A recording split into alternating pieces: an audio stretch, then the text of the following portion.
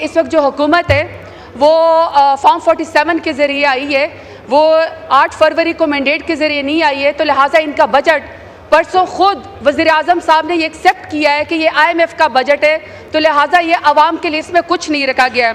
इस finance bill के अंदर और इस बजट के अंदर जो सबसे पहले जो मैंने बार बार कहती हूँ कि हमारे वाटर रिसोर्स के लिए पैसे होने चाहिए थे, इसमें नहीं रह के गए। इसमें क्लाइमेट चेंज को टॉप प्रायोरिटी रखना चाहिए था, सिर्फ 4 बिलियन का इसके अंदर बजट रखा गया है। थर्ड सर इसके अंदर जो हेल्थ कार्ड था, जो कि प्राइम मिनिस्टर इमरान खान का इनिशिएटिव था, उसको ख़त्म कर दिया गया है। और जो 10 लाख की हेल्थ इंश्योरेंस आपको नादरा के शिनाख्ती कार्ड पे वज़ीर-ए-आज़म इमरान खान ने दी थी, सर उसको भी ख़त्म कर दिया गया है। सर आखिरी कमेंट इस बजट बिल को और इस फाइनेंस बिल को वे आवाम की ताकत से, क्योंकि मैं अब अपने अवाम की वोट की ताकत से आई हूँ, मैं रिजेक्ट करती हूँ सर पूरे बजट बिल के अंदर IPPs को जो पेमेंट पाकिस्तान के अवाम के टैक्स पेयर के पैसे से की जाती है, सर पूरे फाइनेंस बिल के अंदर उसका बजट का कोई रिकॉर्ड ही नहीं है कि IPPs को किन को जो है यहाँ पे वो पेमेंट की जाती है। हमें नहीं पता कि उनके पार्टनर्स कौन है। और सर जो 3 ट्रिलियन का 3 खरब का जो खसारा पाकिस्तानी अवाम जो IPPs को दे रहे हैं, सर हमें उसका नहीं बताया गया। तो सर ये बजट अवाम की तरफ से भी रिजेक्ट है, हमारी तरफ से रिजेक्ट है और ये पार्लियामेंट की तरफ से भी रिजेक्ट है। जनाबी स्पीकर, 9 डेस्कोस और PIA इस वक्त उनकी एसेट्स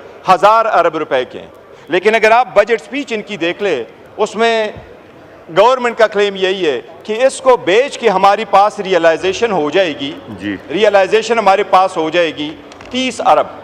तो ये लॉजिक लोगों को समझाए कि 1000 अरब का बेच के 30 अरब रुपए कहाँ की लॉजिक है। ठीक है। दूसरी बात PIA से रिलेटेड बहुत अहम है और वो लीगल है, ये उसकी ज़रूर कराए ये हो नहीं सकता। सबसे पहली बात यह है कि ये सुप्रीम कोर्ट की ही स्टील मिल का डिसीजन है, जिसमें यही कहा गया है कि स्टील मिल के डिसीजन में कि अगर आपने ये एसेट प्राइवेटाइज करने हैं तो आपने CCI का अप्रूवल ज़रूर लेना है। गवर्नमेंट ने अपने बजट में ये कहा है कि हमने अप्रूवल लिया है, लेकिन नवंबर 2023 में अप्रूवल लिया है, तो ये मानते हैं कि CCI का अप्रूवल लेना ज़रूरी है।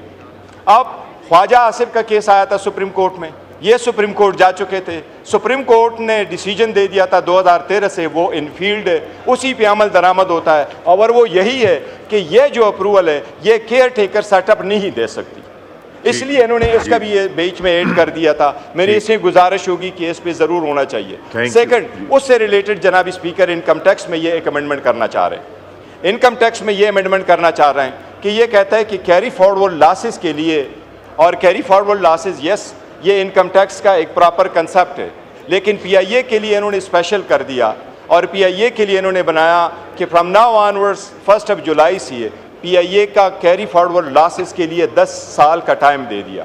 ये 10 साल का टाइम आप क्यों दे रहे, जबकि आप ऑलरेडी PIA का जो खसारा है वो आप दूसरे पाक को जा चुके। जनाब स्पीकर, मैं एक गुजारा करूंगा जी, रिवाइंड अप कीजिए। लोगों को कहा जा रहा है कि आप फाइलर बन जाओ, अगर नहीं है तो ना आपको पासपोर्ट मिलेगा ना अप्लाई कर सकते हैं। मैं आपको 2-3 चीज़ें गुजार करा रहा हूँ। जब तक ये BR के स्ट्रक्चर में चेंजेस नहीं करते, इनको कभी ना टैक्स नेट बढ़ेगा न इनकी टारगेट कभी रीच होंगी। जिस तरह इस वक्त 38% उन्होंने लास्ट ईयर के जो कटअप टारगेट डेट रखा था उससे बढ़ा दिया, जबकि लास्ट ईयर ये फेल हो चुके।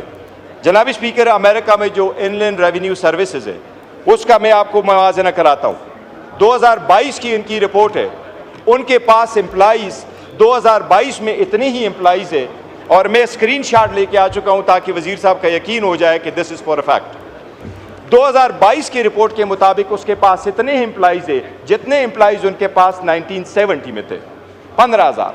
और 15,000 एम्प्लॉइज़ के साथ उन्होंने 240 कॉल्स को आंसर किया, 24 करोड़ कॉल्स को उन्होंने आंसर कर लिया।